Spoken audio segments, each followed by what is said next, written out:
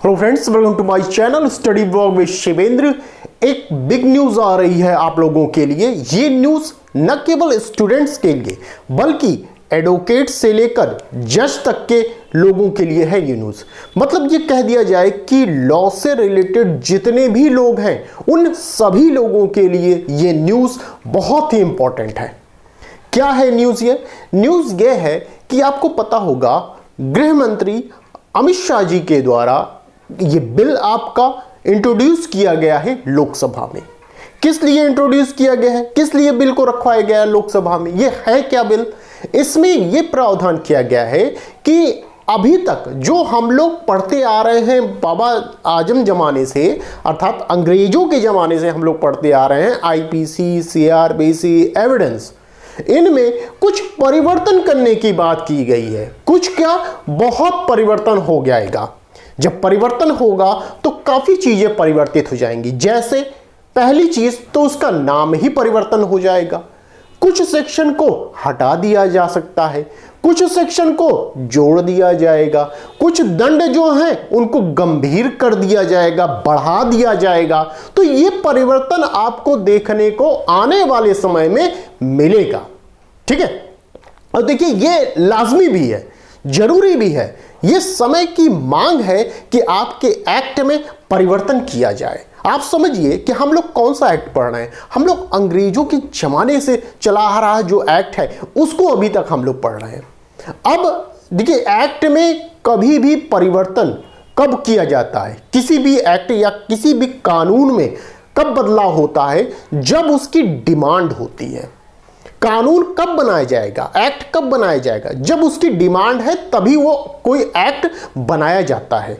जैसे आज की डेट में कोई ऐसा अपराध घटित हो गया जिसके लिए कोई कानून नहीं है, तो उसके लिए फिर पार्लियामेंट के द्वारा क्या किया जाएगा? कानून बनाया जाएगा। ठीक है, तो इसी के तहत ये जो न्यूज है ये मैं आप लोगों के लिए लेकर आया हूं। न्यूज ये है, bills replace CrPC IPC evidence act, अर्थात 3 आपके जो एक्ट है उसमें परिवर्तन होने की बात चल रही है। ठीक है, अब देखिए इसमें क्या किया गया। मार्च 2020 में केंद्र सरकार ने आईपीसी, सीआरपीसी एविडेंस को संशोधित करने के लिए आपराधिक कानून सुधार समिति का गठन किया था। ये कब की बात है? ये मार्च 2020 की ही बात थी। तभी से ये चीजें चली आ रही हैं कि इसमें क्या करना है, हमें सुधार करना है। तो अब ये एक चीज समझिएगा, जो ये आपराधिक कानून सुधार समिति है, जो ये कमेटी है, इसके जो अध्यक्ष हैं वो कौन है? प्रोफेसर रणबीर सिंह जी हैं। ये भी आप याद रखिएगा। अच्छा, ये जो आज का जो मैं चीजें बता रहा हूं, ये जिन्होंने भी पीसीएस जे का मेंस क्वालिफाई किया है उनका इंटरव्यू है, तो उनके लिए मोस्ट इंपॉर्टेंट है। ये आप समझ लीजिए, जो इंटरव्यू देने जा रहे होंगे या जो भविष्य में अभी देंगे उनके लिए भी ये एक इंपॉर्टेंट टॉपिक होगा। ठीक है, तो ये ध्यान रखिएगा, अच्छे से पढ़ लीजिए और समझ लीजिए। तो ये कमेटी एक बनाई गई थी, इसकी अध्यक्षता किसने की थी? प्रोफेसर रणबीर सिंह जी ने की थी। ठीक है, अब आइए, हमारे गृह मंत्री जी हैं अमित शाह जी, इन्हीं के द्वारा 3 नए बिल को इंट्रोड्यूस किया गया। कहां पर? पहले लोकसभा में रखाया गया। अच्छा, एक चीज और समझ लीजिए, हमारे पास 2 चीजें होती हैं, एक कही जाती है, एक हम कहते हैं बिल और एक कहते हैं एक्ट। ठीक है, 2 चीजें हैं, बिल होता है, एक्ट होता है। बिल क्या होता है? एक मसौदा होता है, वो कोई भी मैटर हो सकता है। जैसे इसी में संशोधन करने की बात चल रही है, तो ये एक मसौदा तैयार किया गया होगा और इसको पहले कहां रखवाया जाएगा? इसको मान लीजिए लोकसभा या राज्यसभा, कहीं भी रखवाया जा सकता है। तो मान लेते हैं कि इसको लोकसभा में रखवाया गया, यहां से पास हुआ तो ये कहां जाएगा? राज्यसभा में जाएगा। अब यहां से पास हुआ तो फिर कहां जाएगा? ये जाएगा राष्ट्रपति के पास जाता है, और राष्ट्रपति जब इस पर अपना हस्ताक्षर कर देते हैं, ठीक है, तो यही जो बिल है वो किसका रूप ले लेता है? ये एक्ट का रूप ले लेता है। तो तो ऐसा अभी होना बाकी हमारे यहां। अभी जो गृह मंत्री हैं अमित शाह जी हैं, इन्होंने इस बिल को अभी लोकसभा में रखवाया है। लोकसभा से जैसे ही पास हो जाएगा वैसे वो राज्यसभा में जाएगा, राज्यसभा से जब पास होगा तो वो जाएगा राष्ट्रपति के पास, और राष्ट्रपति जब अपनी साइन कर देंगे तो वो क्या हो जाएगा, वो एक्ट हो जाएगा और उस दिन से वो लागू हो जाएगा। जिस दिन से भी लागू करने की डेट अगर घोषित की गई है उस दिन से हमारे ये सिलेबस में ये चीजें ऐड हो जाएंगी, उस दिन से हमें ये पढ़ना होगा। ठीक है, चलिए, तो ये बिल और एक्ट के विषय में हमने थोड़ा सा बता दिया। तो गृह मंत्री अमित शाह जी ने पेश किया है 3 नए बिल। ठीक है, कौन कौन से, ये ध्यान दीजिए। भारतीय न्याय संहिता 2023, भारतीय नागरिक सुरक्षा संहिता 2023 और तीसरा है भारतीय साक्ष्य विधेयक 2023। ये 3 आपके नए बिल हैं, ये ध्यान रखिएगा। अब देखिए इनमें कौन कौन से हम लोग पढ़ते हैं। अब भारतीय न्याय संहिता 2023 जो है इसी को हम लोग कहते हैं आईपीसी, और ये जो भारतीय नागरिक सुरक्षा संहिता है इसी को कहते हैं सीआरपीसी, और भारतीय साक्ष्य विधेयक जो है इसको कहते हैं एविडेंस। तो अब हम आईपीसी जो इंडियन पैनल कोड कहा करते थे, भारतीय दंड संहिता कहा करते थे, अब इसका नाम चेंज होके क्या हो गया है, भारतीय न्याय संहिता 2023 कर दिया गया। उसी के साथ साथ अब हम लोग सीआरपीसी क्रिमिनल प्रोसीजर कोड दंड प्रक्रिया संहिता जब कहते थे तो अब इसका नया नाम क्या हो गया कि भारतीय नागरिक सुरक्षा संहिता 2023 कर दिया गया। और रही बात एविडेंस की, इंडियन एविडेंस एक्ट, ठीक है, भारतीय साक्ष्य अधिनियम हम लोग पढ़ते थे, अब इसका नाम क्या हो गया, भारतीय साक्ष्य विधेयक 2023 कर दिया गया।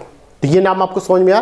तो ये जो नए नाम हो गए हैं इनको आपको याद करना होगा कि ये जो पुराने नाम थे आईपीसी, सीआरपीसी, एविडेंस, अब इनका नया नाम क्या हो गया ये आपको जानना होगा। ठीक है, तो ये हमारे नए नाम हो गए।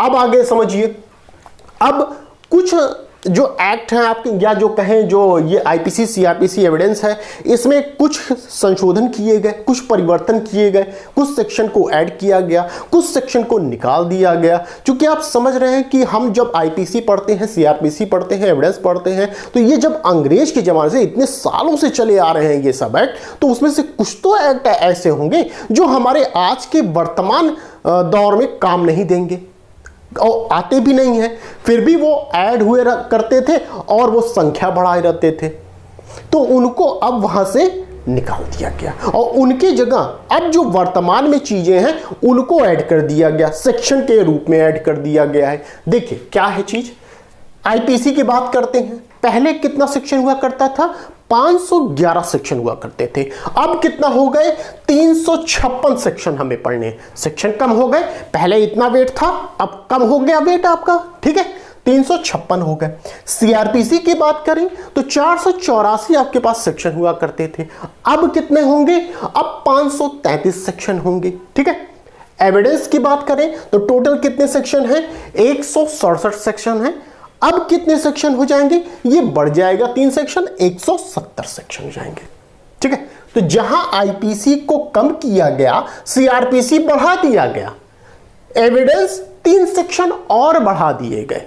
ठीक है, तो ये कुछ आपके परिवर्तन इसमें किए गए हैं। अब जैसे आप समझिए, जैसे आईपीसी को हम ले लें तो इसमें 9 धाराएं क्या की गई, जोड़ दी गई हैं, 9 धाराएं निरस्त कर दी गई हैं। ये जैसे जैसे मुझे चीजें पता चली हैं वो मैंने कोशिश किया है कि ज्यादा से ज्यादा आपको ये इसके बारे में मैं आपको बताऊं। तो 9 धाराएं जुड़ी हैं और 9 धाराओं को निरस्त किया गया है। एविडेंस की बात की जाए तो 23 धाराओं में बदलाव आपको देखने को मिलेगा। ठीक है, अब ये समझिए कि आपको आखिर बदलाव कहां कहां मिलेगा। जैसे एक एग्जांपल देते हैं, हम करते हैं आईपीसी की बात, जैसे आईपीसी लेते हैं, आईपीसी में पहले आप पढ़ते थे 299, क्या था 299, आपराधिक मानववध था। ठीक है, आपराधिक मानववध था। अब यही आपराधिक मानववध कहां चला गया, अब हमें नया जो सेक्शन पढ़ना होगा वो सेक्शन क्या पढ़ना होगा, सेक्शन 98 पढ़ना होगा। समझिए, आईपीसी में 299 में आपराधिक मानववध की डिफिनेशन दी गई, कि क्या होता है आपराधिक मानववध। अब हमें वर्तमान में जो आईपीसी अब आ रही है हमारी भारतीय न्याय संहिता 2023, अब उसमें आप देखेंगे कि यही 299 अब कहां चला गया, सेक्शन 98 चला गया। 98 में पढ़ना होगा यही चीज, आपराधिक मानववध। ठीक है, और देखते हैं जैसे हम पढ़ते हैं 300 हत्या, ठीक है, पुराना वाला जो आईपीसी 300 में हत्या पढ़ते हैं। अब हमें नए वाले आईपीसी में कहां पढ़ना होगा इसे, ये चला गया आपका सेक्शन 99। तो सेक्शन 99 में अब हमें क्या पढ़ना होगा, हत्या पढ़ना होगी। अब देखिए तीसरी चीज अब देखते हैं हम लोग, इसमें सेक्शन लेते हैं 302। 302 में क्या था कि हत्या के लिए दंड बताया गया था। अब हमें ये दंड कहां मिलेगा, अब हमें दंड इसके लिए विषय में पढ़ना होगा सेक्शन 101 में पढ़ना होगा। तो देख रहे हैं चेंजेस कहां कहां हो रहे हैं। आपराधिक मानववध 299 से कहां चला गया, 98 चला गया 98 में। 300 में हत्या पढ़ते थे वो कहां चला गया, सेक्शन 99 में चला गया। 302 में हत्या के लिए दंड बताया गया था, अब वो कहां चला गया, सेक्शन 101 में। अब जैसे नहीं लोग कहते थे भैया 420 है क्या, ये 420 का मामला है, तो अब नहीं कहेंगे। क्यों नहीं कहेंगे, इसलिए नहीं कहेंगे क्योंकि अब 420 कहीं और शिफ्ट हो गया। तो अब ये दोबारा अब नहीं कोई कहेगा कि भैया वो 420 है, अब वो फला दूसरा कोई सेक्शन हो तब उसके पास उंगली उठाया जाएगा। ठीक है, तो ये देखिए कुछ हैं चीजें, अब जैसे सेक्शन चेंज हो गया मगर अंदर की जो चीजें हैं ये लगभग उसी तरह हैं, उसमें ज़्यादा छेड़छाड़ नहीं किया गया है। देखिए कॉन्सेप्ट आप अगर आपका क्लियर है तो आपको कोई दिक्कत नहीं होगी। हाँ, सेक्शन भले ही आपका इधर से उधर हो गया है तो एक बार आपको पढ़ना होगा। और ये प्रॉब्लम देखिए आपकी ही नहीं है, ये प्रॉब्लम हमारी भी है, अन्य लोगों की ही प्रॉब्लम है, सभी की प्रॉब्लम है। तो ये प्रॉब्लम नहीं है। देखिए ये एक जो कानून बनाया जा रहा है, नया कानून बनाया जा रहा है, ये समय की डिमांड है। ठीक है, और जब जब परिवर्तन किया गया है लोगों को थोड़ी बहुत तकलीफ हुई है और परिवर्तन होना भी जरूरी है और ये परिवर्तन आपके हित में है, इसलिए थोड़ी सी समस्या आपको भी उठानी पड़ेगी। ठीक है, तो ये परिवर्तन देखिए करना था ही, आज नहीं तो कल ये जरूर होता, और जब भी होता तो वो लोगों को थोड़ी सी परेशानी तो उठानी ही पड़ती। ठीक है, तो आप तैयार रहिए कि हाँ मुझे पढ़ना है तो पढ़ना है फिर। ठीक है, मगर फिलहाल अभी आपके पास जो भी एग्जाम होंगे, जैसे जेएलओ का एग्जाम होने वाला है, तो ये नहीं है कि ये नया वाला पूछ दिया जाएगा, नहीं, ये पुराने पैटर्न पे ही चलेगा। अभी जो भी आपके एग्जाम होने वाले हैं वो सभी आपके पुराने पैटर्न पे चलेंगे। जब तक कि आपका लोकसभा से पास होकर राज्यसभा से पास होकर एक एक्ट नहीं बन जाता तब तक अभी एक्ट नहीं होगा। अभी घबराइए नहीं, आप जैसे पढ़ रहे हैं पुराना वैसे पढ़ते रहिए, बिल्कुल घबराइए नहीं। ठीक है, जब होगा तब देखा जाएगा, तो फिर हमें भी तो पढ़ाना होगा। आप ये भी समझिए, आपको पढ़ना है तो हमें भी पढ़ाना है, और पढ़ाने के लिए हमें भी पढ़ना है, तो हमें फिर से वही आईपीसी सीआरपीसी एविडेंस पढ़ना होगा, नोट्स बनाना होगा और फिर आपको पढ़ाना होगा। ठीक है, ये भी आप समझिए। चलिए, तो ये हुई बात आईपीसी की। अब हम करते हैं जैसे एविडेंस की बात करते हैं। एविडेंस में क्या कर दिया, एविडेंस में आप पढ़ते होंगे सबूत का भार, ये सेक्शन 101 में रहा करता था, याद होगा आपको। बर्डन ऑफ प्रूफ कहां था, 101 में था। अब ये कहां चला गया, अब आप बर्डन ऑफ प्रूफ 101 से नहीं पढ़ेंगे बल्कि सेक्शन 104 से पढ़ेंगे। ठीक है, बर्डन ऑफ प्रूफ कहां था, 101 में था, अब 101 से 104 चला गया। अर्थात पहले 101 से स्टार्ट होता था बर्डन ऑफ प्रूफ, अब स्टार्ट कहां से होगा, 104 से होगा। क्लियर है बात। तो ये कुछ परिवर्तन है, यही नहीं, एक एग्जांपल मैंने लिया इसको, ऐसे काफी परिवर्तन आपको देखने को मिलेंगे। ठीक है, तो ये कुछ चीजें थी मुझे आपको बताना था। और इसके साथ साथ अब देखिए क्या नया क्या है, इसमें क्या नया कर दिया गया है। नया क्या है, ये कुछ पॉइंट हमने लिखे हैं। कानून में सख्त सजा का प्रावधान कर दिया गया है, कानून को थोड़ा सा और टाइट कर दिया गया है। ठीक है, क्योंकि जब तक कानून में देखिए सख्त सजा का प्रावधान नहीं होगा तब तक लोग डरेंगे नहीं। अगर आप थोड़ा बहुत हल्का फुल्का आप सजा रखे हैं तो कोई फर्क नहीं पड़ेगा लोगों को, ये लगेगा अरे यार थोड़ा सा सजा है, फाइन करके चले जाएंगे हम। तो जब ज्यादा आप दंड अधिरोपित करेंगे तो एक डर की भावना आती है, और वो डर होना चाहिए। ठीक है, नेक्स्ट, रेप के दोषी को 20 साल की सजा का प्रावधान किया गया है, क्योंकि इस समय देखिए जो रेप के कांड हो रहे हैं, ये रेप से संबंधित जितनी भी चीजें हो रही हैं उसको ध्यान में रखते हुए इस आपके एक्ट में वो परिवर्तन किया जा रहा है। खासकर 2 लोगों पर ज्यादा जोर दिया गया है। कौन 2 लोग? 2 लोगों में आप देखेंगे, एक है महिलाएं, ठीक है, और दूसरा है बच्चे। ठीक है, बच्चे। महिलाओं और बच्चों पर ज्यादा जोर दिया गया है और इन्हीं से संबंधित कुछ नए प्रावधान आपको देखने को मिलेंगे इस एक्ट में। जो नया एक्ट हमारा आ रहा है उसमें महिलाओं और बच्चों से संबंधित प्रावधान देखने को मिलेंगे। क्यों देखने को मिलेंगे? इसलिए देखने को मिलेंगे कि इस महिला बच्चों से संबंधित अपराध कुछ ज्यादा ही हो रहे हैं, तो उन अपराधों पर लगाम लगाने के लिए इसमें जोड़ा जा रहा है इन सब चीजों को। इसीलिए आपने देखा होगा जब यूपी जुडिशरी का आपने एग्जाम दिया होगा तो अभी पिछले साल से ही 9 माइनर एक्ट जोड़े गए और उसमें महिलाओं और बच्चों से ही संबंधित चीजें थी। ठीक है, चलिए, तो रेप के दोषी को 20 साल की सजा का प्रावधान अब कर दिया जाएगा। नाबालिग से रेप पर मृत्युदंड का प्रावधान कर दिया जाएगा। ध्यान रखिएगा, दंड क्या कर दिया? कठोर बना दिया। मृत्युदंड का प्रावधान सीधे। ठीक है, किससे? अगर नाबालिग से होता है, क्योंकि ऐसा हो रहा है इसलिए ऐसा करना पड़ा है। नेक्स्ट, मॉब लिंचिंग पर भी कानून बनाया जाएगा। मॉब लिंचिंग का भी प्रावधान आपको इसमें देखने को मिलेगा। 180 दिन में क्या करना होगा? जांच खत्म करनी होगी। और क्या है लास्ट में हमने बताया, महिलाओं बच्चों के लिए विशेष प्रावधान किया जाएगा।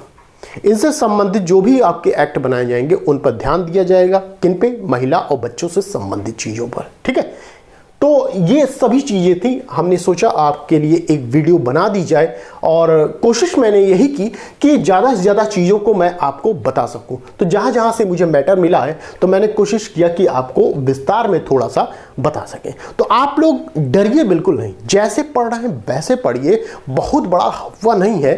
ठीक है, हाँ थोड़ी सी दिक्कत जरूर होगी सेक्शन को याद करने में, तो 1 बार 2 बार हो जाता है, आप कर लेंगे।